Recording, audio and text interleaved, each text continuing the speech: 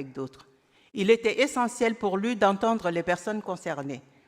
Et c'est pour ça que nous avons ici M. Bruce Dombolo, qui a connu la prison et qui a été accompagné par l'association Webcap Café, et qui va prendre la parole. Donc, je lui laisse la parole.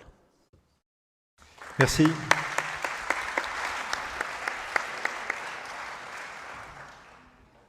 Bonjour.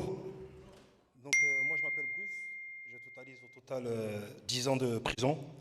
J'ai été libéré avec un bracelet électronique et je totalise 2 incarcérations. Je suis ce qu'on appelle un récidive légal. J'ai commis exactement les mêmes faits qui m'ont été reprochés lors de ma première incarcération et donc effectivement, il y a un problème. Et avec du recul, je me suis rendu compte que la première fois que je suis rentré en prison, je n'étais pas un délinquant. Je suis devenu un délinquant en prison. C'est la prison qui m'a formé. Moi, la prison, j'appelle ça le centre de formation de la voyoucratie. Il y a une phrase qu'on se dit souvent quand on est enfermé, c'est pour se donner de la force, on se dit « la prison c'est dur, mais la sortie c'est sûr ». Cette phrase, moi je l'ai réadaptée et je dirais plutôt « la prison c'est dur, mais la sortie c'est encore 2 fois plus dur ».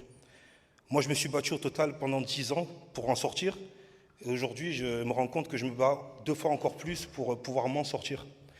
Moi j'ai grandi dans un quartier et dans un quartier lorsqu'on est jeune, on idolâtre les plus grands, ceux qui sont sortis de prison parce qu'ils ont le charisme, ils ont la réputation.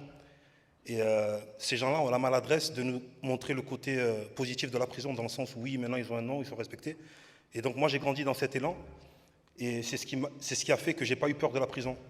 Aujourd'hui je prends de l'âge, et je me sens maintenant moi dans le rôle de devoir parler à cette jeunesse. Donc en sortant de prison, j'ai voulu postuler à divers endroits pour justement avoir un rôle de pouvoir transmettre aux plus jeunes. Mais hélas, je ne peux pas parce que mon casier judiciaire m'empêche de devoir travailler avec les enfants. Donc je me suis orienté vers une formation d'animateur radio, qui aurait dû déboucher au bout de 4 mois sur un contrat aidé. Et malheureusement, les contrats aidés ont été supprimés, donc je me retrouve aujourd'hui dans une formation non rémunérée.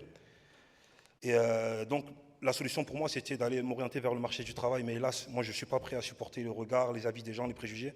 Donc, j'ai décidé moi-même de lancer ma propre boîte et espérer par l'avenir devenir un chef d'entreprise. Et justement, moi, ce que j'espère vraiment, c'est de monter ma boîte et pouvoir justement donner la chance à des gens qui sont dans la même situation que moi, c'est-à-dire ces gens à qui on ferme la porte, à qui on ne donne pas la chance.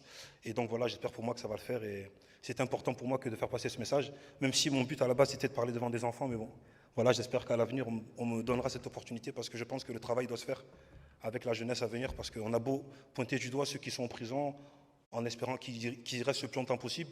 Mais ce qu'il ne faut pas oublier, c'est que ces personnes-là, tôt ou tard, elles vont sortir de prison. Et quitte à ce qu'elles sortent, au moins qu'elles sortent dans les bonnes conditions, et de faire en sorte à ce qu'elles ne puissent pas mettre nos futurs enfants en danger et qu'il y ait des actes qui sont commis tels que moi j'ai pu faire quand j'étais jeune. Voilà, je vous remercie.